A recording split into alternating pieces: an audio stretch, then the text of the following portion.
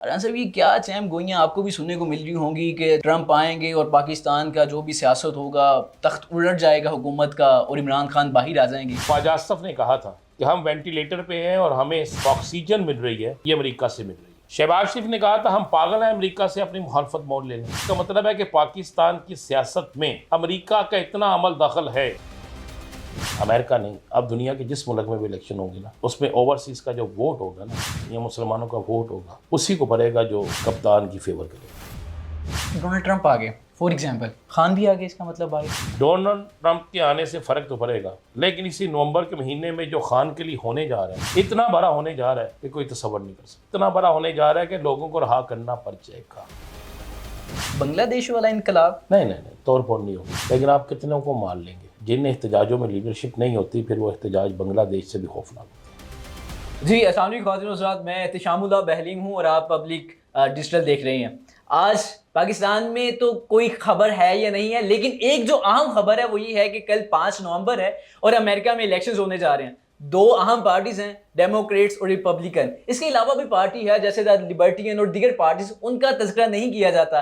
लेकिन इसके बाद ये कहा जा रहा है कि जैसे ही डोनाल्ड ट्रंप आता है, पाकिस्तान में बहुत सारी तब्दीलियां रूनुमा हो सकती हैं। क्या वाकईतन ऐसा होगा? सीनियर सहाफ़ी राना अजीम साहब हमारे साथ मौजूद हैं, इन्हीं की ज़ुबानी जानते हैं सारे। राना साहब, क्या हाल है? खैरियत से? अल्हम्दुलिल्लाह। राना साहब, ये क्या चैम गोइयाँ आपको भी सुनने को मिल रही होंगी कि जनाब ट्रंप आएंगे और पाकिस्तान का जो भी सियासत होगा, तख्त उलट जाएगा हुकूमत का और इमरान खान बाहर आ जाएंगे।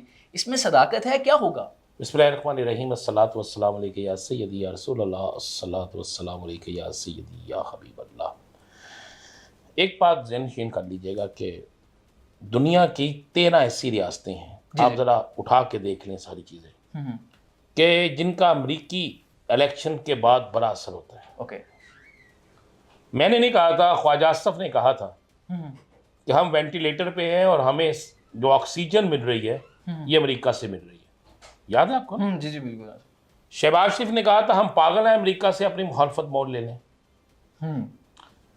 इसी तरह बहुत से हुक्मरानों ने यह कहा था। इसका मतलब है कि पाकिस्तान की सियासत में अमेरिका का इतना अमल दखल है कि अगर हम वेंटिलेटर पे हैं तो ऑक्सीजन भी वो दे रहा है। अगर हमें कुछ चाहिए हो, हमें IMF से कर्जा मंजूर कराना हो, तो हम खुद कहते हैं कि अमेरिका ने इसमें हमारी सपोर्ट की। तो फिर किस तरह हो सकता है कि अमेरिका के इलेक्शन हो और उसका असर पाकिस्तान की सियासत पे ना पड़े? ये मुझे बताइए, किस तरह हो सकता है? देखिए, अमेरिका के अंदर पहली दफा इलेक्शन में ऐसा हुआ है कि मुसलमानों ने और ओवरसीज ने मुश्तरका तौर पर ट्रंप की हमायत कहला। दुरुस्त है। आज से पहले ऐसा नहीं हुआ। आज से पहले जितने इलेक्शन हुए हैं उसमें मुसलमान 3-3 हिस्सों में तकसीम होते थे। अब मुसलमान उलमाए कराम ने ट्रंप के जलसे में खड़े होकर ऐलान किया। उसकी बुनियादी वजह तो वो इसराइल की हिमायत है ना, वो बाइडन कह रहे हैं। जी, मैं अर्ज कर रहा हूं, वो भी किया। उसके बाद ट्रंप के जलसों में बाकायदा इमरान खान के बैनर्स लहराए जाते हैं, इमरान खान की तस्वीरें लहराई जाती हैं। और आप जरा गौर करें कि इमरान खान जब व्हाइट हाउस गया था और ट्रंप से उसकी मुलाकात हुई थी, तो ट्रंप ने क्या कहा था? मुझे मेरा फेवरेट तरीन, बिल्कुल। इसको हम 3-4 चीज़ों से जोड़ते हैं। हर हुकूमत अपनी एक लॉबिंग करती है, ठीक है। और ये जो लॉबिंग होती है, ये लॉबिंग बड़ा फायदा देती है। अमरीकी कांग्रेस से एक करारदाद आती है, ठीक है, कप्तान के हक में। बिल्कुल। अमेरिका के अंदर से आवाज़ें उठती हैं, बरतानिया के अंदर से आवाज़ें उठती हैं, कनाडा सबसे बड़ा इसमें बनता है। अब कनाडा और अमेरिका, इसकी पॉलिसी सेम है। ठीक है। ये सब हमसाए नहीं, बल्कि इनकी पॉलिसी सेम है। इसलिए लोग इससे जोड़ रहे हैं, और मैं भी इससे जोड़ रहा हूँ कि जब ट्रंप आएगा तो ट्रंप ने भी तो सियासत में पूरी दुनिया में अपना एक राज करना है ना। तो पाकिस्तान जो कहता है कि अमेरिका हमें ऑक्सीजन देता है, तो अगर ऑक्सीजन देने वाला मुल्क कहेगा कि मैंने एक ऑक्सीजन का इजाफा करना है, तो आप किसका इनकार करें? अच्छा, खोसा साहब ने भी कहा कि जैसे उनसे सवाल हुआ लतीफ़ खोसा से कि ट्रंप आएंगे तो फ़ायदा होगा। उन्होंने बिल्कुल फ़ायदा होगा, लेकिन अलीमा खान ने कहा ये ऐसी मारी जा रहा है, इसे क्या पता फ़ायदा होगा या नहीं होगा। देखें, अलीमा खान एक भाई के लिए निकली हुई है, वो गैर सियासी है। हमें हकायक देखने होंगे, जो हकायक है हमें उसे मानना होगा। ठीक है। बिल्कुल फ़ायदा होगा और आपको ये नज़र आ जाएगा, ये कोई ज़्यादा दूर की बात नहीं है। और हाल ही सिर्फ मैं आपको ये भी बता दूँ, हाल ही अमेरिका नहीं, अब दुनिया के जिस मुल्क में भी इलेक्शन होंगे ना, उसमें ओवरसीज़ का जो वोट होगा ना, ये मुसलमानों का वोट होगा, उसी को पड़ेगा जो कप्तान की फेवर करेगा। लेकिन हमने तो कुछ मुसलमानों का देखा है, वो कह रहे हैं कि हम द लिबर्टियन जो पुरानी पार्टीज़ हैं और एक फाउंडिंग पार्टी है अमेरिका की natural law party, neutral law party का लो, उसको हम सपोर्ट करेंगे। मुसलमान तो कुछ ऐसा भी कह रहे हैं। ऐसे ही है ना, जैसे ये इलेक्शन हुए थे ना, तो उसमें भी कोई 187 पार्टियां थी जिनके लोगों की ज़बानतें भी जब्त हो गई थी। तो पार्टियां तो वो भी थी, कहते तो वो भी थे। मन जवाद अहमद जो है उसकी भी एक पार्टी है ना, जो एक गुलकार जवाद अहमद। जी जी बिल्कुल, बराबरी पार्टी। उसमें में किसी ने जितने उनके लफ्ज़ हैं, जवाद, जे वाओ अलिफ दाल, उतने वोट पड़े हैं किसी को? तो पार्टी ना वो भी होती है। अच्छा राना साहब, वैसे आपके क्या एनालिसिस हैं इसके ऊपर कि क्या ये इलेक्शंस हैं इस वक्त, वो कह रहे बड़ा कांटेदार मुकाबला जो भी चल रहा है? कोई कांटेदार फलां मुकाबला फलां ये नहीं, बातें। कोई कांटेदार मुकाबला नहीं है आपको मैं उसकी वजह बताता हूँ। जी जी आप वजह सुने। दुनिया में सबसे ज़्यादा गज़ा के हक़ में जो जुलूस निकले हैं ना, वो अमेरिकन यूनिवर्सिटियों से निकले हैं, बिल्कुल। यंगस्टर। इसका मतलब है यंगस्टर जो है वो वोटर ये फैसला कर चुका है गज़ा में ज़्यादती हो रही है, और गज़ा में होने वाली ज़्यादती का बदला फिर वोटर किस तरह लेगा? वोट कास्ट करके। दूसरा ज़हन नशीन कर लीजिएगा, अमेरिकन हिस्ट्री उठाएं जरा आप, उसमें जो सियाह फाम है जी जी वो वोट डालते हैं 16 से 17%। जो गोरे हैं जी जी वो वोट डालते हैं 60 से 65%।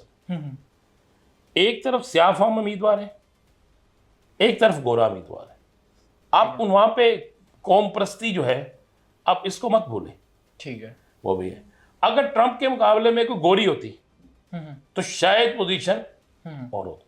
ओके। ट्रंप का जो नारा है और उनका जो नारा है, उसमें भी अगर आप देखें ट्रंप क्या क्या बयान दे रहे हैं, तो ये सारी चीज़ें जो है ना बड़ी अकाउंट करती हैं। अच्छा, हमने एक और देखा कि एलन मस्क जो हैं वो भी ट्रंप के साथ हैं, यानी कि कारोबारी हजरात भी उनके साथ हैं। अमेरिका में पिछले 5 साल में अमेरिका दुनिया का सबसे बड़ा मकरूज मुल्क बन गया, पाकिस्तान से भी बड़ा। अच्छा। दुनिया का सबसे बड़ा मकरूज जो मुल्क है वो अमेरिका है। ठीक है, वो अपने बैंकों का भी मकरूज है, वो मुख्तलिफ जगहों से भी मकरूज हैं जो वहाँ से उनके कर्जे मिलते हैं। लेकिन ट्रंप के दौर में ये नहीं था। ट्रंप ने एक तो मुस्लिम इमिग्रेशन, उसके बाद ट्रंप ने जो वहाँ पर नस्ली फसादात थे उसके हवाले से, फिर गज़ा के हवाले से, फिर ट्रंप ने एक नारा लगाया है जो अमेरिका को बड़ा पसंद है, वो है कि मैं चाइना को उसकी हदूद में रखूँगा। ये ट्रंप का नारा है। ओके। कि वो चाइना को उसकी हदूद में रखे, क्योंकि चाइनीज मार्केट जो है वो तो अमेरिका के अंदर भी छाई हुई है। तो ये कुछ चीज़ें ऐसी हैं ट्रंप ने नफसियाती तौर पर खेला है। उसके बाद ट्रंप पर होने वाले जो हमले थे ना, जी जी, वो भी ट्रंप को ऊपर ले गए। हाँ। ये सारी चीज़ें जो अगर आप देखें तो होता है ना, अगर इस मुल्क के अंदर एक शख्स को आप जेल में बंद कर दें, 52 साल कैद दे दें, उसके इंतहाबी निशान को छीन लें, लेकिन उसके बावजूद भी उसके लोग जीत जाएं, तो उसके पास तो सारा कुछ है। अच्छा ना साहब, डोनाल्ड ट्रंप आ गए फॉर एग्जांपल, खान भी आ गए, इसका मतलब बाहर। आपको मैं एक बात बता दूं, जी जी डोनाल्ड ट्रंप के आने से फ़र्क तो पड़ेगा, लेकिन इसी नवंबर के महीने में जो खान के लिए होने जा रहा है ना, अच्छा, जो होने जा रहा है कुछ बड़ा, इतना बड़ा होने जा रहा है कि कोई तसव्वुर नहीं कर सकता। रिहाई? मैं कह रहा हूँ इतना बड़ा होने जा रहा है कि लोगों को रहा करना पड़ जाएगा।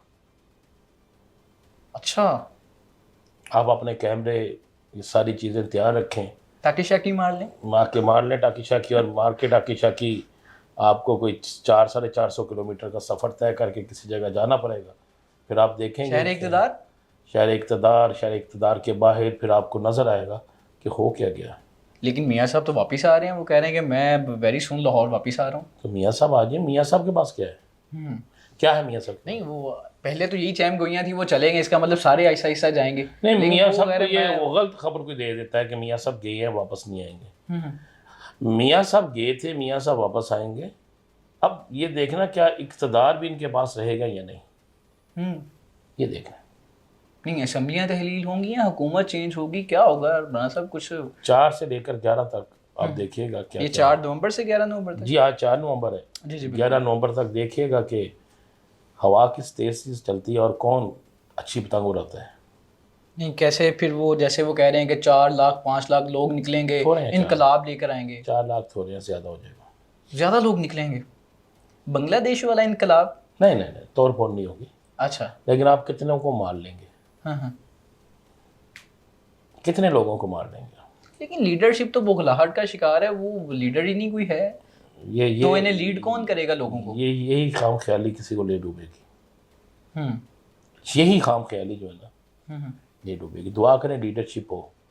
जिन एहतजाजों में लीडरशिप नहीं होती, फिर वो एहतजाज बांग्लादेश से भी खौफनाक होते हैं। ये मेरी बात को नोट कर लीजिएगा।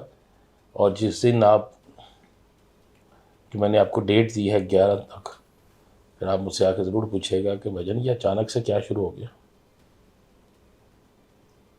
मैं आपको अंदर की खबर दे रहा हूँ, बाकी खबरें बाद में दूंगा। राना साहब बहुत शुक्रिया, थैंक यू सो मच आपके कीमती वक्त का। जितने मिनट कहा था हमने उतने मिनट में मुकम्मल किया, 10 मिनट में। और राना साहब से अगर इंटरव्यू हो या बातचीत हो, खबरें तो बेशुमार मिलती हैं, और इस इंटरव्यू में भी आपको बहुत सारी ऐसी खबरें मिली होंगी जो कि आपके शायद दिमाग में भी ना आया हो कि ऐसा कुछ होने वाला है। मेज़बान को दीजिए इजाज़त, अल्लाह आने के बाद।